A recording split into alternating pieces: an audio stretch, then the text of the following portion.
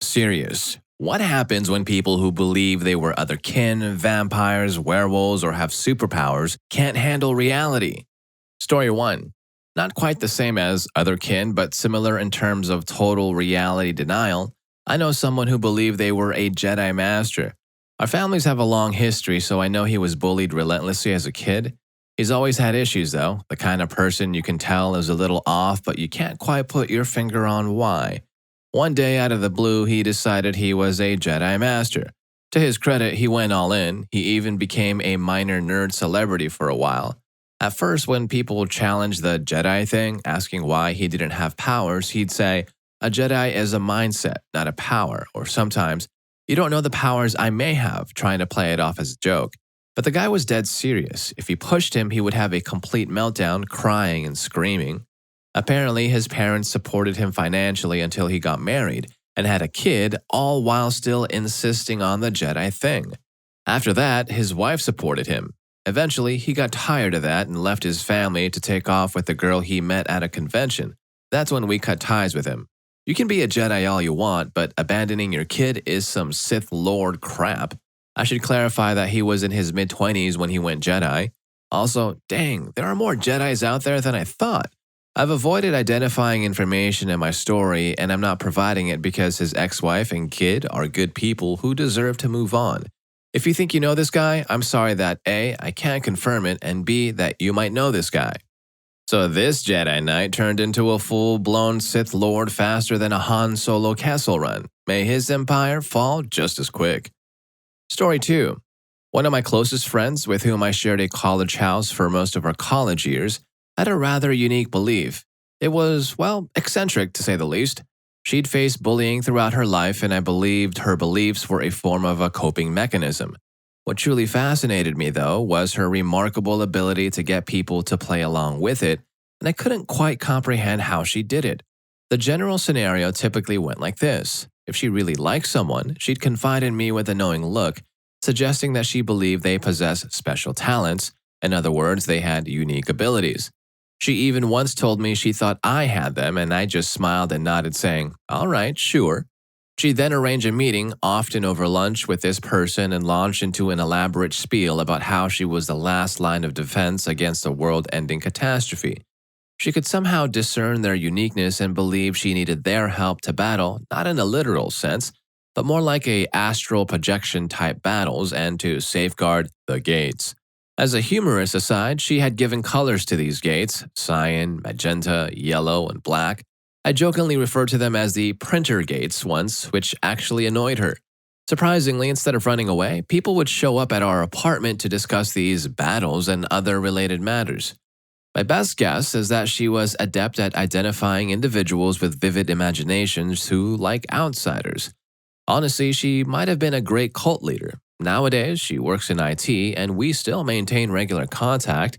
She's even written a fantasy novel that she's trying to publish, and I must admit, it was a quite good read when I read the draft. It seems her storytelling took a more conventional form as she grew up. Part of me wanted to ask her about her past beliefs, but part of me also feared opening up that can of worms again. When she wasn't in goblin mode, she was the kindest and most enjoyable person to be around. I'm somewhat apprehensive that the printer gates might make a comeback if I bring it up. For those who assume that people went along with her because she was attractive, I'd like to clarify that the bullying she endured was related to her physical appearance and weight. The appeal of her beliefs, as someone mentioned in a reply, was more about her talent for recognizing individuals who felt like misfits. When you felt like a cast-off, it's easy to get swept up in something that makes you feel like you belong. I was never entirely sure how seriously to take what she was saying, but I distinctly recall the one time I actually laughed about it. The fact that she didn't get flustered when I challenged her beliefs was when I first realized, oh no, she's really serious about this. Story 3. So way back in the 80s when I was still in grade school, there was this kid who swore he was a ninja every day. He couldn't show us any of his moves or weapons because his sensei had forbidden it, but that didn't stop him from making outlandish claims like how he had nunchucks and ninja stars hidden in his backpack, or how he had fought and wiped out an entire gang, so on. One day, he claimed that he could spin so fast that he could turn invisible. Several classmates demanded that he prove it during our free time, and for whatever reason, he finally agreed. He started spinning in circles, but we could still see him, so he kept spinning until he threw up. Man, I'm dead. Tell me this isn't where Masashi Kishimoto got the inspiration for Neji's spin move in Naruto. Story 4. In my school, there was a girl named Emma who had a unique belief. She claimed that she was from a different planet where horses were worshipped as gods. She even convinced my friend and many others that a sheep had told her about this magical planet and that she had to worship horses. It all started when we were in 6th grade. Emma told everyone that she could speak to horses and that they would one day take over the world and we would all become horse people. She used to write letters, emails, and even fake phone calls from her quote-unquote home planet. She was so convincing that my friend and her friendship group started to wear matching bracelets and sing songs about horses. They even drew pictures of them during class. I couldn't believe how gullible my friend was. Emma's belief was so outlandish that I found it hard to believe that anyone could fall for it. However, if anyone questioned her or told her that she wasn't actually from there and was a normal human and not in fact a human-horse hybrid, she would cry hysterically and then hold a serious grudge against that person. Emma hated me because I refused to believe her story. I tried to tell my friend that Emma was lying, but she refused to listen. Emma's belief went on for a while until we were in middle school. Eventually, everyone started to grow out of it and Emma's belief became a running joke amongst some of us. Looking back, I think Emma would have made a great cult leader. She managed to convince so many people of her beliefs, and even when people started to question her, she refused to back down. I hope she eventually found something else to believe in, something that was less harmful and didn't involve alien horses taking over the world. Story 5. My best friend in high school and my first 2 years of college genuinely believed that she could communicate with trees and that she was a wingless fairy. She would often lean into trees and translate for me what the rustling of nature meant when we went walking her dogs. She would also scribble in her books what she called new alchemy, which were violently scribbled circles and vague shapes that she believed held magical and fairy magic through her own powers. We had a falling out after a few years when she moved to the other side of the country to live with her grandmother. We started talking again a few months ago and I found out that she had been diagnosed with schizophrenia. She is currently on 2 types of medication and she told me that her walks are depressingly quiet now. Story 6. Yeah, they grew up with severe childhood trauma and coped with it by believing they had psychic abilities. We met in middle school when they still believed this. Eventually, they realized that they weren't entirely wrong, just a little bit mistaken. They're a deeply empathetic person who's very good at reading facial expressions and body language thanks to their history of maltreatment. They're truly a wonderful person and ended up becoming a social worker and volunteering at a DV shelter, where their keen ability to read people makes them great at helping others who are going through a difficult time. A lot of kids like this come from traumatic upbringings that aren't always obvious. Pairing a troublesome household and bullying at school can be extremely difficult to cope with, and many kids find comfort in identifying with fantasy characters or species who are scarred for life. Think of a werewolf who has to hide from the public because he or she is a danger, or fairies who are the last of their kind, etc. There are many ways that people can learn to cope with and then utilize their past to benefit the world in some way. Unfortunately, these things usually take time, healing, and often therapy as well. Story 7. When I was a kid, I think my classmates thought I believed I was a Power Ranger. I wore morphers constantly. It was my favorite show on TV and I was obsessed with it. But even though I might have pretended to be a Power Ranger in play, I knew I wasn't really one. I kept the morpher with me because I was so freaking alone that I needed something. I was being treated badly at home, school was just as bad, and I was incredibly anxious. I broke down and started throwing up every single morning before school multiple times. Being that anxious all the time sucks, and I just wish the Rangers would come and rescue me. That's why the morphers were always with me. I was very young, and looking back, I know they were the only reason I'm still here. Even though I was obsessed with the show, it grew up with me, and I kept watching it until I was in middle school. But I kept it all quiet. I kept my morphers with me, but I hid them in my backpack. Somehow, though, thanks to my mean mom, everyone knew I still watched the show. Even after I stopped watching it, people still believed I was obsessed with it. They weren't wrong, but I kept it all quiet. I don't know why it was such a big deal in the first place. Everyone seemed to think I thought I was a Power Ranger, and I don't know why. That crap even followed me to college via one guy from my high school. He quickly shut up when I asked him why he was pulling this crap here. I'd never spoken to him before or had anything to do with him. He stayed out of my way after that. People, I never thought I was a Power Ranger. I just loved the show and enjoyed thinking about what it would be like to be one. Mostly, I just thought about how I finally had a group of friends to hang out with and talk to. Actually, fighting some monster rarely came into it. I was just an incredibly lonely and scared kid who latched onto something as a coping mechanism. Well, I'd prefer kids idolizing these color-coded heroes than the edgy Sigma male characters they're into these days. Like seriously, Patrick Bateman? So did these wild stories of eccentric people get you lost in the sauce? If they did, then please do hit that like button and subscribe to my channel for more. It really helps me out. Thanks for watching. Story 8. This isn't exactly what you're asking for, but it's similar. From 1st to 6th grade, I had this friend, Allie, who genuinely believed she could see ghosts and demons and other supernatural creatures. She would sometimes pretend to be a vampire by biting people, showing off her sharp teeth, talking about hemoglobin, etc., but that wasn't her main thing. She had this one quote-unquote entity that she said followed her everywhere and hid in the bathrooms. We called it. Allie always described it as a being whiter than paper with 2 slits for a nose and sharp fangs. I wholeheartedly believed her because, well, why wouldn't I? I was a gullible kid who wanted to believe in supernatural things, and she was my best friend who had no reason to lie to me. I was literally too scared to use the restroom at school because she said that it always peeked over the stall. As the years went on, though, I eventually realized that she was making it all up. But the conviction with which she said those kinds of things was scary. I know her parents were going through a tough time at the time, so I think she was just seeking attention, which she got. I haven't talked to Allie in a while, but another friend of mine ran into her at a fair recently and said she seemed to be doing well. I'm glad things are better for her too. Story 9. I used to be friends with someone who identified as a lynx. It was a bit odd, but she was my friend, so I rolled with it. Soon, she started claiming that I was sitting on her tail and insisted she transformed into a cat at night. The last I heard of her, she was creating furry artwork for $100 apiece. Many people shared how short lynx tails are. I knew this person was just living in her own world. I mean, I was a whole desk away when she made that accusation. She also once said she was sorry for accidentally scratching me with her claws, although she had merely placed her hand on my shoulder. And she complained once that the teacher was hurting her ears just by talking, as if it affected her cat-like hearing.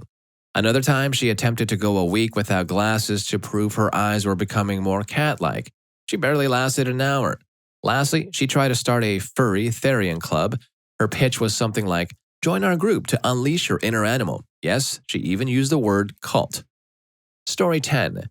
I knew a girl who occasionally cheated on her boyfriend, but she claimed that it wasn't cheating because she only did it during full moons. She said it was her werewolf half doing it, not her. A friend of mine knew a girl like this too. He said that she's now an astrology nut who does a lot of tripping at music festivals and cheats on her boyfriend when Venus is in Gatorade or something like that. Story 11. My ex-boyfriend was convinced he was a vampire. He was obsessed with churches and cemeteries and all that sorts of things. I tried to bring him back to reality, but it was no use. He died of cancer in January this year. And here's another crazy one. A few months later, I received a call at my office from a woman who said she wanted to return a weapon to the military. I was confused, but she insisted that she was the weapon. All right, call the Pentagon quick. That woman might be the WMD they've been looking for. Story 12. I met a guy who was supposedly pretty close to the level in Scientology where you're supposed to develop powers like telepathy and other psychic abilities. Not sure what became of him. You'd think that once people reached this level and didn't have these powers, they'd quit, but brainwashing is a powerful thing. I think some of it is the sunken cost fallacy where people continue to invest in something even when it's clear that it's not working out.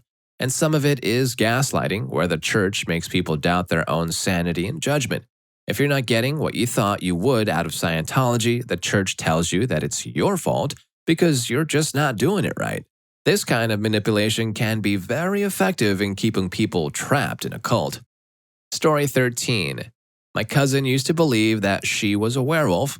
She was finally diagnosed with schizophrenia and bipolar disorder many years ago. She's doing a lot better now. Someone told me that there's a theory that some reports of werewolves and monsters are based on people's experiences with mental illness. They may have a sense of self and an awareness that is something wrong, but being unable to diagnose themselves, they may imagine a monster to explain the changes they are experiencing. Story 14. My friend had a delusion that he was Deadpool with all the powers and everything. So one day he fell off of his bike and injured his arm. Thinking it would heal overnight, he refused to go to the hospital, and now his arm is slightly deformed. That's sad. Poor guy probably can't speak chimichanga in 7 languages, so he didn't get the Deadpool incantation right. Story 15. During my time in the US Navy, there was a fellow sailor who believed he was a wolf trapped in a human body. He exhibited peculiar behavior such as howling at the moon. I was informed by a colleague who had served with him before me that medical personnel had to compel him to take a shower. According to him, showering would wash away his scent, making it impossible for him to attract a mate. Unfortunately, I am unaware of what became of him. It happened when I was aboard the Theodore Roosevelt in 2007, and I believe he was also on a carrier stationed in Florida. I have a strong hunch that he was a traditional machinist's mate. Story 16. I had a friend who was obsessed with vampires. She'd often try to nip at my wrists and neck, and once she brought pig's blood to school and swigged it in front of everyone. It was clear she needed help, so 2 days later I visited her in a psychiatric ward. I also knew a guy who claimed to be a reincarnated kitsune spirit. We got into an argument one day and he threatened to ruin my life, saying kitsunes never forget a grudge.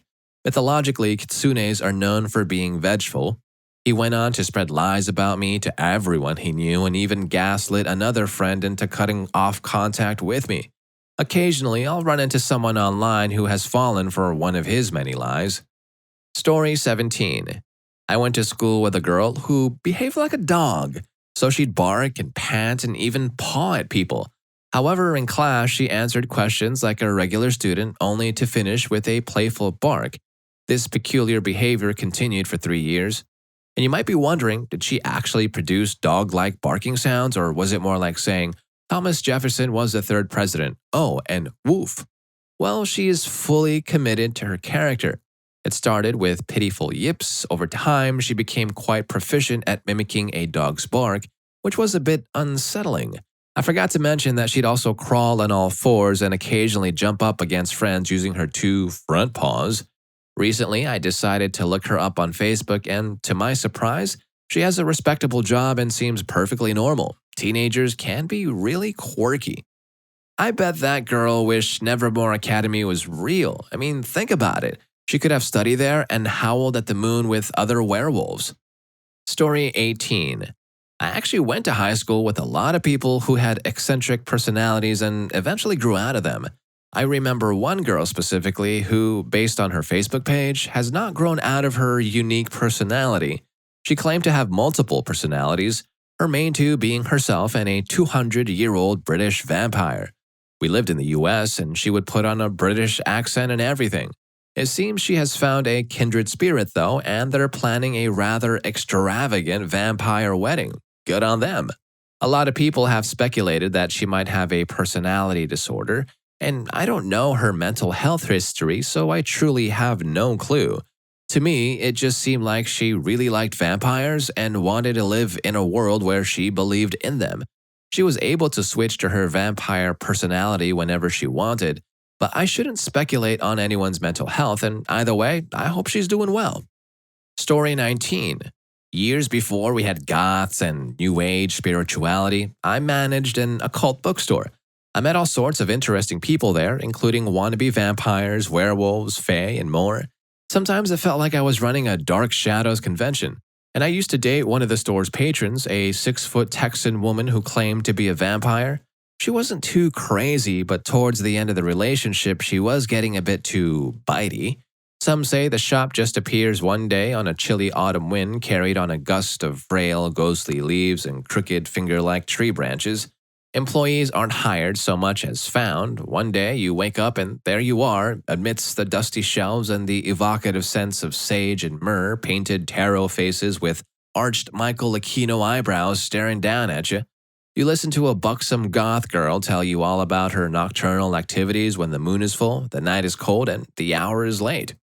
Story 20. Unfortunately, yeah. I knew a guy who claimed to have an invisible tail and dreamed that a great mother wolf revealed to him that he had the soul of a wolf. So he did what any sane person would do and started buying furs to indulge his passion.